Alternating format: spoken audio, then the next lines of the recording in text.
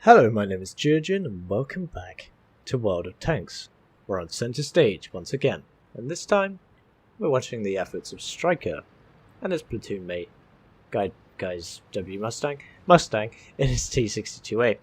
Striker here has opted for one of the other Tier 10 Soviet mediums, the Object 140.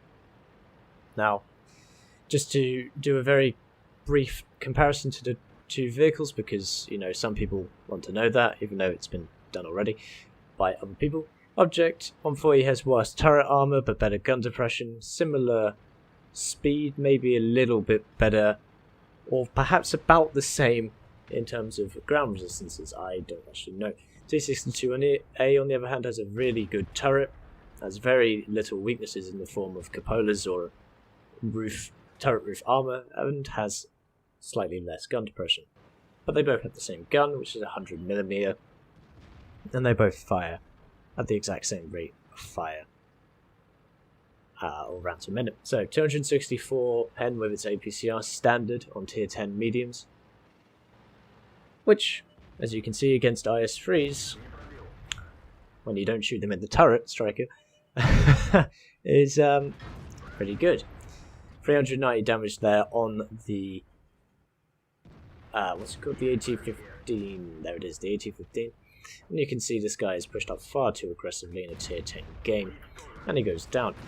Hull armor, on the other hand, on the Object 140 is not brilliant. It's 100mm, even though it is angled quite nicely. I'd rather be in a T-54 if I was going to bounce anything on the hull. Unfortunately, the shell goes a little high there. He was aiming for the upper plate. And that's the shot we were looking for. So, before I go on, Striker also has his own YouTube channel, and he politely asked if I could inform you guys about him. So, there you go. There will be a link in the description. He also does some World of Tanks, and he, as you can see, is a pretty damn decent player. And I would recommend looking at his videos for more. So, link in the description as always. Back to this map, which is Malinovka, by the way. Malinovka Assault, where both teams spawn in the northeastern quadrants of the map, and therefore the firing begins pretty quickly. Enemies behind cover, so he goes for the cupola of the Type 5 Heavy, which is the recent Tier 10 Japanese heavy tank, which has very thick armor indeed. You can see Mustang there's doing some good damage on the side of that enemy tank as well. Bounces a shot off the angled turret and thick turret of the Type 5 and proceeds to load gold ammunition, which in this case bounces, but I completely understand. You're fighting the front of a very thickly armoured heavy tank, probably some of the thickest armour in the game, and you want to make sure you can penetrate. These shells are infamous at tier 9 and 10, as they do 330 penetration on average. And they're heat shells, so therefore they won't lose penetration with distance. And they do the same amount of damage in terms of the APCR, which is 320.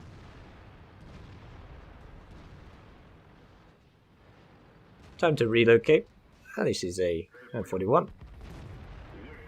Auto aims because he is pulling back, and as you can see, he's on 220 odd ping, which I believe most of Australia has to deal with, much like how you saw Sturmjäger, if you've been around for a while, had to deal with when he was in his T-44 on the Arctic region. Now, I have played on 200 ping before, and it's not fun, certainly not. And I would assume the T-62A that Mustang has is the same problem if he's Australian. And I don't know what server you two play on, if you are both Australian. I would assume the American, or perhaps... No, it wouldn't be the Southeast Asian server, because this is... I haven't seen any other language than British. Or English, rather. Just called it British, that's not right. English. So we're up to 2,000 damage done, and we have only taken 349 damage in return. So I think that's a good investment thus far. The teams are equal, 7 tanks apiece.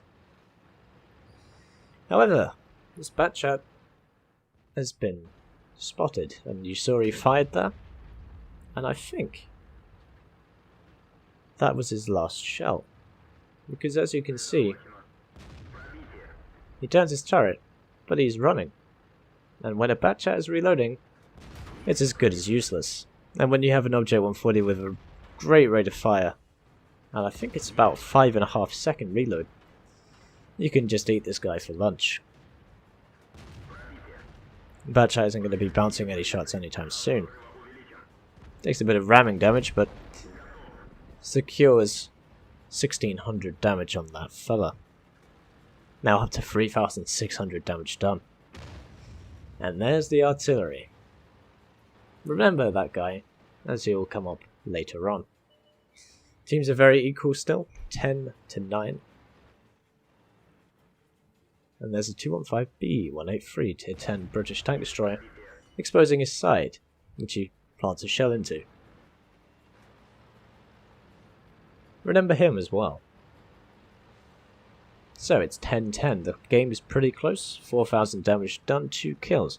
He's been spotted, he is paranoid that that 215B will probably shoot him in the side, so he does get into some decent cover. Artillery, again, trying to nail him. That's the thing, that's what I'm going for. That's the thing with those 155-58s. They have 4 shots in their magazine. They are auto-loading artillery.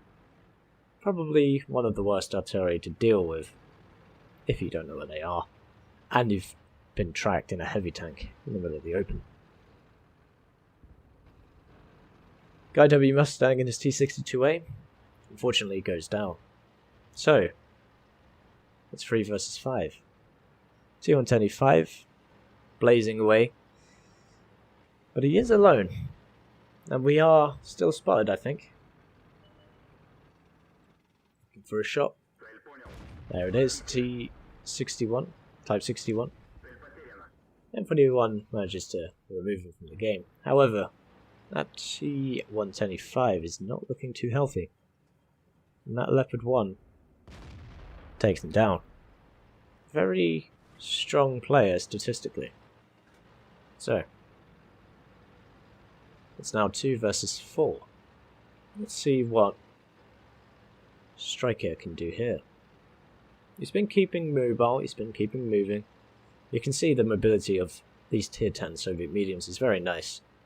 And I'd recommend getting yourself one if you haven't already. I myself have unlocked the T62 and the Object 140. Not the Object 430 yet, but maybe sometime in the future. I hasten to add I don't actually own a T62A, I've only unlocked it. But what I've played of the Object 140 I've quite enjoyed. But I've been having a lot more fun in the T54, and eventually, hopefully, the T55A. 141 Walker Bulldog, it gets tracked and killed by our friendly Walker Bulldog. However, our Walker Bulldog stayed in the line of fire too long against this Leopard. But the Leopard was exposed, and Leopards don't have brilliant armour, especially against 100mm guns with 264 penetration, and a huge, or an insane rate of fire. And DPM. Huge DPM, that's what I was going for. Artillery tries to hit him again, but he is lucky not to be hit. Or the artillery is unlucky not to hit him, because as most of you know, artillery is all about RNG these days. Or has been for most of the World of Tanks career. I don't think there was a time where it wasn't RNG. So, yeah, RNG with artillery. But he is 1 versus 2. He was 1 versus 3 before, but he managed to take out that Leopard pretty easily. Leopard couldn't react in time. So, Striker is now scouting the area, the wooded area, at the southeast of the map for the artillery, which is a common location for the artillery to be in. However, It doesn't appear that he is here, because he would have been spotted by now. So, where could that 183 under 58 be? Now you've got to remember there's only 4 minutes left on the clock. And, yep, this is a long game. Most games are over by now, but nope, 4 minutes to go. What can he do here? He has to find these two, or they have to find him within 4 minutes. Otherwise it will be a draw for both teams. So he's pretty sure that they're not in the northeastern side of the map, or in the southeast. So he goes to a favourite scout position and uses this bush to see if he can find the 183 and the 15558. Scanning over the encounter capture circle. But, as you can see, they're not there. He doesn't have view range kept, but he does have pretty good view range. And it's likely he would have spotted them if they were anywhere near the flag. So, that narrows it down to the northwest, the southwest, and the central area where that 183 was last spotted. But he has to be careful. He doesn't want to rush into the open field and be spotted instantly, and then take a huge amount of damage in the side from that 183mm gun. So, again he's using these bushes, scouting ahead, making sure he's covered, using the wreck of this Ramatar Borsig, who I believe earlier was moaning his head off and trying to do a Field Marshal Rommel by ordering people around at the beginning of the game. But as you can see, he has long since gone from this match. The waiting game has now begun. One error and you will soon be dead in these situations. So, I have a lot of respect for people who do this. I've done it myself, and it is very, very tense. Because you have 14 other players on your team watching you. 14 other random people, well, usually strangers unless you're in a platoon. Just expecting you to win. Striker decides that the threat is not anywhere near here, or rather in his previous view range, so he goes around, using as much concealment in hills, bushes, trees, physical cover as possible, even those houses in front. GG draw, says the bad chat from earlier. That bad chat, well, we'll see. 1 minute 30 remains. What will Striker do? He's been spotted. The enemy is close. Who's it going to be? It's the artillery. He's fired. He's got 3 shots left in the chamber. Got to get rid of him. And there's the 215B183. Puts a shot into the artillery. The artillery fires and misses again. Gets around him. Takes a huge amount of damage in the side. 1137. Manages to take out the 58. The 215B is fired. He's tracked him. And it's all over for him. He repairs his tracks, but the 215B is on such rough terrain. Goes for the tracking shot, but it deviates to the left, so it doesn't track him in place, but it doesn't matter. The turret cannot fully rotate. And this is just some nice amount of damage for him right at the end of the game.